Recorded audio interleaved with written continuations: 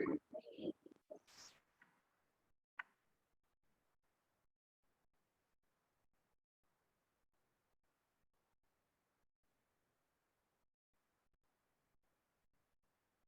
morning, students. Myself, Kalpana Gupta from Ara College, Alwar. आज की इस फर्स्ट ऑनलाइन क्लास में मैं सभी विद्यार्थियों का स्वागत करती हूँ और मैं आपको ऑर्गेनिक केमिस्ट्री पढ़ाऊंगी। और आज के इस मॉड्यूल में हम अल्कोहल्स के बारे में पढ़ेंगे। तो सबसे पहले तो स्टूडेंट्स, अल्कोहल्स क्या होते हैं? आप सभी लोग जानते हैं कि अल्कोहल्स हाइड्रोक्सी डेरिवेटिव होते हैं अल्केन के।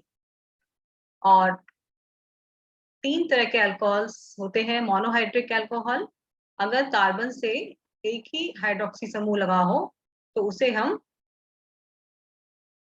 अल्कोहल कहते हैं, मोनोहाइड्रोक्सी अल्कोहल। और अगर 2 हाइड्रोक्सी समूह लगे हों कार्बन से तो उसे हम डाइहाइड्रिक अल्कोहल कहते हैं। पर ये दोनों जो हाइड्रोक्सी समूह हैं ये अलग अलग कार्बन पर होने चाहिए, क्योंकि आप लोग जानते हैं कि अगर एक ही कार्बन पर 2 हाइड्रोक्सी समूह होते हैं तो वो अनस्टेबल हो जाता है और उसमें से वाटर मॉलिक्यूल निकल जाता है। इसी प्रकार अगर एल्केन के अंदर 3 हाइड्रोक्सी समूह या 3 से ज्यादा हाइड्रोक्सी समूह लगे हों अलग अलग कार्बन से तो उसे हम कहते हैं पॉलीहाइड्रिक अल्कोहल। तो आज के इस लेक्चर में हम लोग अल्कोहल के बारे में जनरल पढ़ेंगे, उसके क्लासिफिकेशन, नॉमेनक्लेचर और फिजिकल प्रॉपर्टीज। तो आज हम ये इतना ही डिस्कस करेंगे। आगे चलने से पहले हम आपको इस स्लाइड में मैं आपको शो कर रही हूँ कि किस प्रकार से अल्कोहल की कुछ कॉमन प्रॉपर्टीज हैं जो आपको मालूम होनी चाहिए। OH group is directly attached with aliphatic carbon are called alcohols. और हम इन्हें कहते हैं हाइड्रोक्सी डेरिवेटिव ऑफ एल्केन। कि एल्केन के क्या है? ये हाइड्रोक्सी डेरिवेटिव। या अगर हम जल के अणु की बात करें तो जल के अणु में H को हम HOH होता है, अगर हम H को हटा के एल्किल ग्रुप लगा दें तो उससे भी अल्कोहल बन जाता है। और सामान्यतः अल्कोहल्स कलरलेस लिक्विड होते हैं, अर्थात रंगहीन द्रव होते हैं। और एक इनकी स्वीट स्मेल होती है और तीखे गंध वाले, तीखे स्वाद वाले और गंध वाले वाष्पशील द्रव होते हैं। स्लाइटली एसिडिक होते हैं, पीके वैल्यू 16 से 20 यानी कि काफी दुर्बल अम्लीय होते हैं। हाइड्रोजन बॉन्डिंग के कारण पानी में घुल जाते हैं और इनकी जो सॉल्युबिलिटी है, जैसे जैसे अणुभार बढ़ता है, अर्थात अणुभार बढ़ेगा तो क्या बढ़ेगा? R। अल्किल समूह जैसे जैसे बड़ा होता जाएगा इनकी विलेयता उतनी ही कम हो जाएगी। इनके अंदर कोई अनुनादित संरचना नहीं पाई जाती। और 2 तरह के रिएक्शंस होते हैं, एक तो COH बॉन्ड टूटता है और दूसरा टूटता है OH बॉन्ड। तो 2 तरह के रिएक्शंस ये शो करते हैं जो हम नेक्स्ट सेशन में पढ़ेंगे। आइए बच्चों, अब हम कुछ जान लेते हैं इनके क्लासिफिकेशन के बारे में। ये स्टार से आपको लगा हुआ है। अगर जिस कार्बन से हाइड्रोक्सी समूह लगा है उससे एक ही कार्बन से जुड़ा हो वो कार्बन, तो वो आप जानते हैं कि इसे हम कहते हैं प्राइमरी अल्कोहल। और सेकेंडरी अल्कोहल में जिस कार्बन से हाइड्रोक्सी समूह लगा है उसके पास 2 कार्बन न्यूक्लियस हैं, तो ये हो जाता है सेकेंडरी अल्कोहल। और टर्शियरी अल्कोहल जिसमें जिस कार्बन पर हाइड्रोक्सी समूह होगा उससे 3 अलग अलग कार्बन न्यूक्लियाई जुड़े होंगे, तो that will become tertiary alcohol.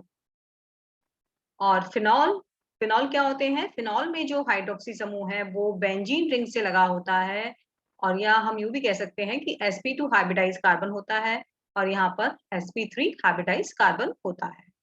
पर बेहतर यही होता है कि यहाँ हाइड्रोक्सी समूह बेंजीन रिंग से लगा होता है तो उसे हम कहते हैं फिनॉल।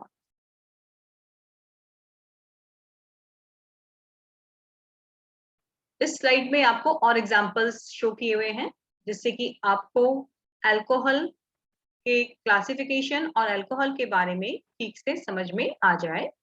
ये फर्स्ट 2 कार्बन वाला इथेनॉल, कॉमन नाम इथेनॉल है, और ये है प्रोपेनॉल।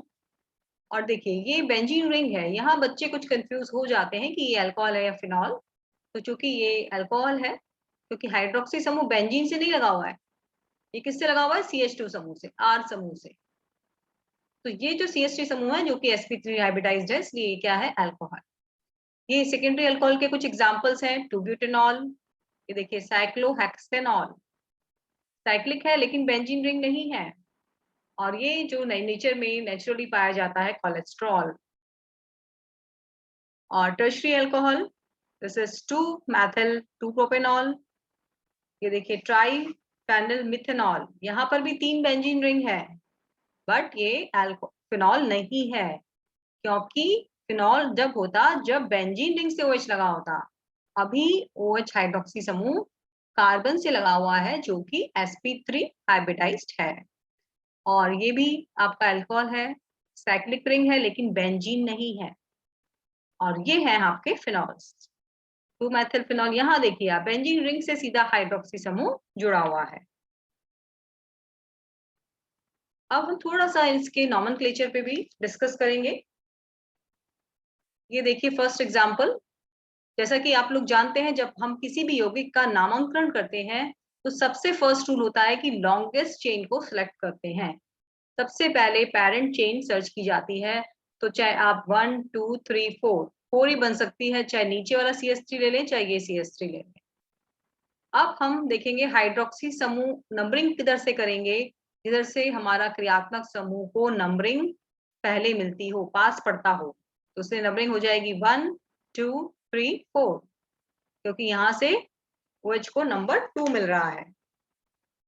और अब इसका नाम हम करेंगे, तो 3 पर क्या लगा हुआ है? मैथिल समूह, तो 3-मेथिल हो गया। और 2 पर क्या लगा हुआ है? ऑल, तो चूंकि 4 कार्बन है तो क्या हो जाएगा? ब्यूट। 3 पर मैथिल और 2 पर क्या है? ऑल, तो इसलिए हो गया 3-मेथिल ब्यूटेन 2 ऑल। हालांकि पहले इसे ब्यूटेनॉल बोला जाता था, 2-ब्यूटेनॉल, यानी कि 2 पर ब्यूटिल ग्रुप लगा हुआ है। लेकिन अभी जो न्यू IUPAC नॉमेनक्लेचर के अंदर इसको इस तरह से 2 पर यानी कि ब्यूट है और 2 पर आपका अल्कोहलिक ग्रुप लगा हुआ है। अल्कोहलिक ग्रुप का सफिक्स क्या है? ऑल। ये एक और एग्जांपल हम देखेंगे, 1 2 3 4 5 लॉन्गेस्ट चेन बन सकती है। अगर ऐसे लेते तो 4 बनती, और नंबरिंग हम नेचुरली इधर से ही करेंगे, 1 2। तो 3 पर मैथिल है, 2 पर हमारा ऑल है यानी कि अल्कोहलिक ग्रुप है, तो उसका नाम नॉमेनक्लेचर क्या हो जाएगा? 3-मेथिल 2 या 3-मेथिल पेंटेन 2 ऑल, 3-मेथिल पेंटेन 2 ऑल।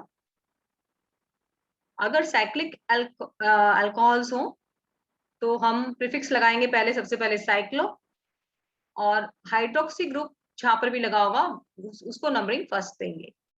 तो ये वाला एग्जांपल हम देखें, ये ट्रांस इसलिए लिखा गया है क्योंकि जो H है वो भी और Br दोनों एक दूसरे के क्या है? ट्रांस है, तो इसलिए ट्रांस हमने लिखा हुआ है। और नंबरिंग हम यहाँ से करेंगे 1 2 3 4 5। 2 पर क्या लगा है? ब्रोमो, और जैसे कि मैंने बताया कि प्रीफिक्स लगेगा साइक्लो, तो साइक्लो कितने कार्बन है? 6, हेक्सानॉल या हेक्सेन बनॉल। यहाँ पर देखेंगे 1 2 3, 1 पे क्या लगा हुआ है? Ethyl, 1 ethyl साइक्लोप्रोपेनॉल।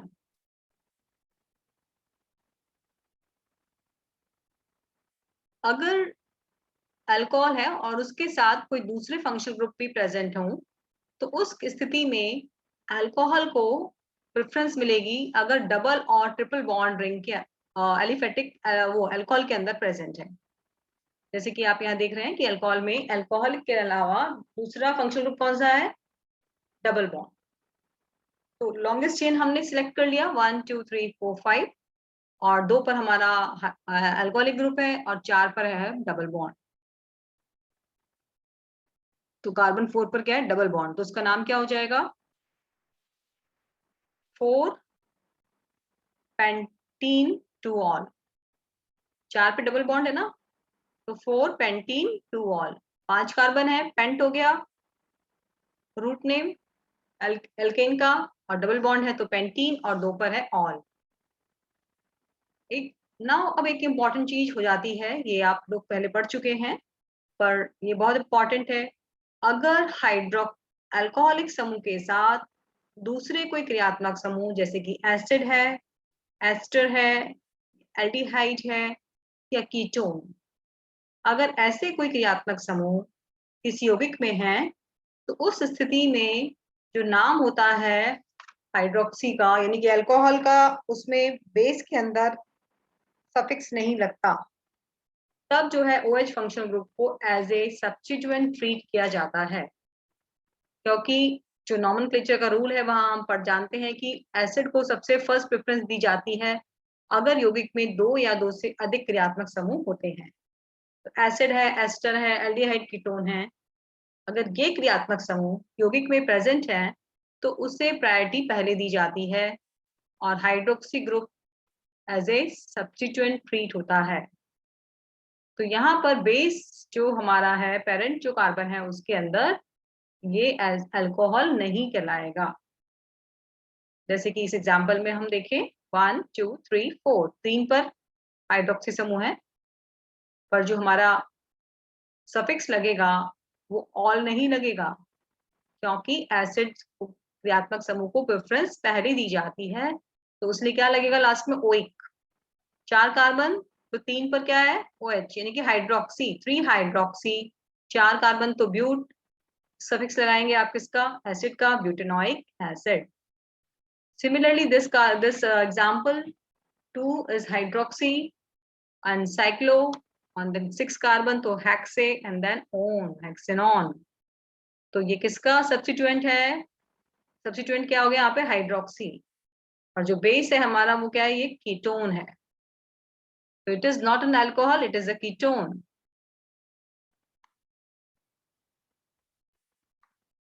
अब हम थोड़ा सा इसके स्ट्रक्चर के बारे में, फिजिकल प्रॉपर्टीज के बारे में जानकारी आपको देंगे।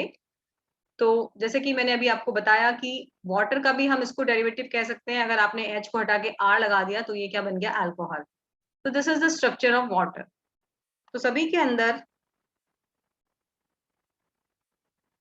ऑक्सीजन कैसा है, अगर हम अल्कोहल की बात करें या जल की बात करें तो ऑक्सीजन sp3 हाइब्रिडाइज्ड है और कैसा है, टेट्राहेड्रल।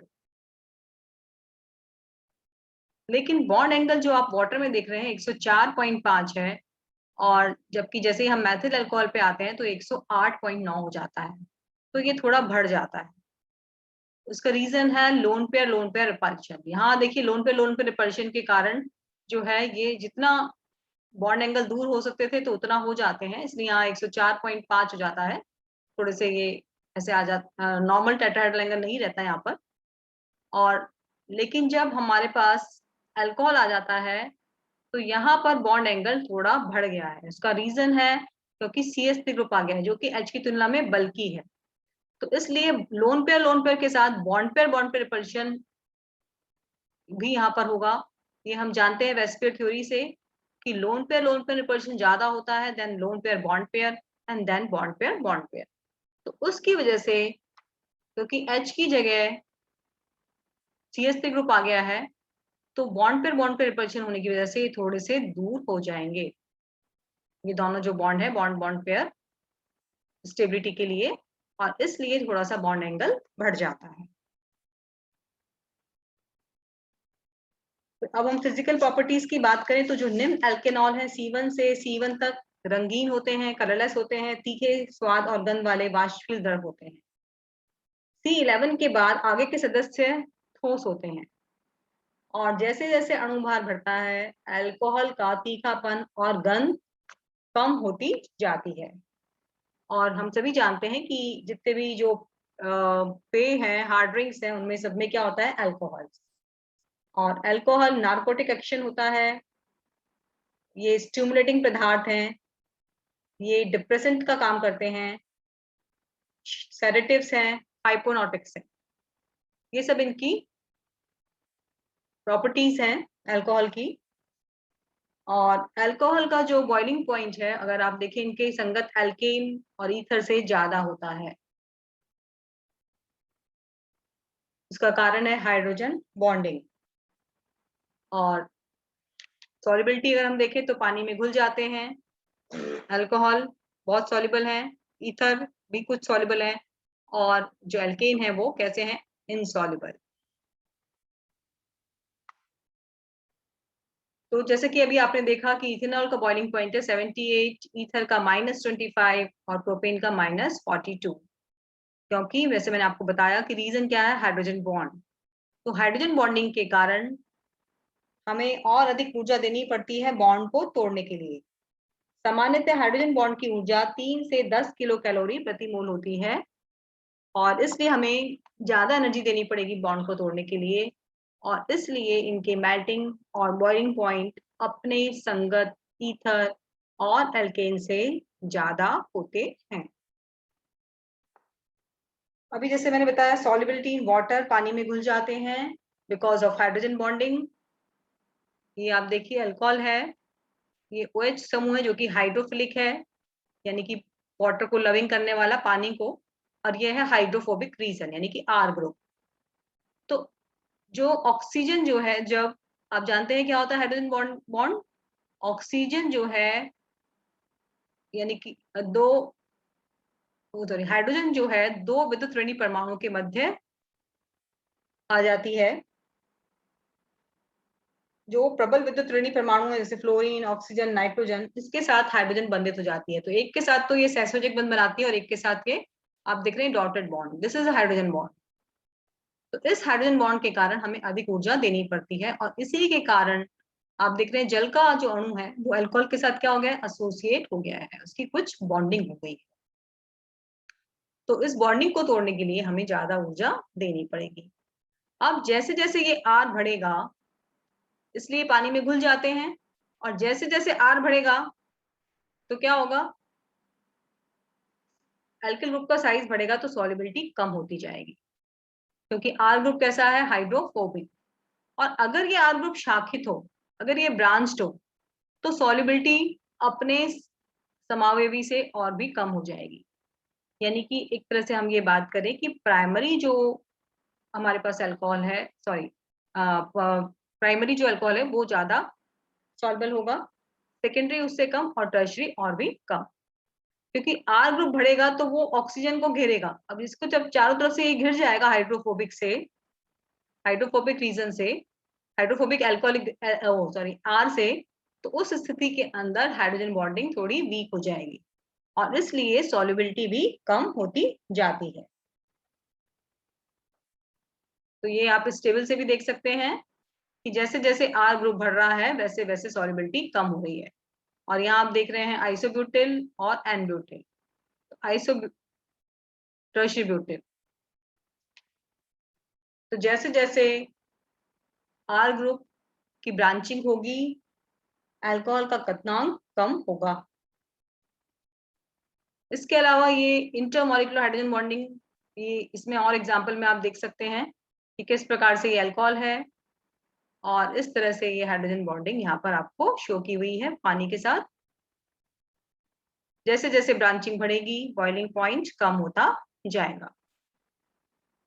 इसके अलावा इंट्रामॉलिक्यूलर हाइड्रोजन बॉन्डिंग भी पाई जाती है, यानी कि एक ही अणु में हाइड्रोजन तथा विद्युत ऋणी परमाणु के मध्य बॉन्ड बनता है, जैसे कि ऑर्थोक्लोरोफिनॉल, ऑर्थो नाइट्रोफिनॉल, उसे हम कहते हैं अंत्य अणु हाइड्रोजन बॉन्ड। तो आज के लिए इतना ही, और कल के लेक्चर में हम लोग मेथड ऑफ प्रिपरेशन पढ़ेंगे अल्कोहल्स का। तो आज का जो सेशन था बहुत बेसिक था, जिसमें कि आपको एक जानकारी दी गई है कि अल्कोहल्स क्या होते हैं, उनका नामांकन, क्लासिफिकेशन। कल की जो क्लास है वो बच्चों, उसमें हम मेथड ऑफ प्रिपरेशन पढ़ेंगे।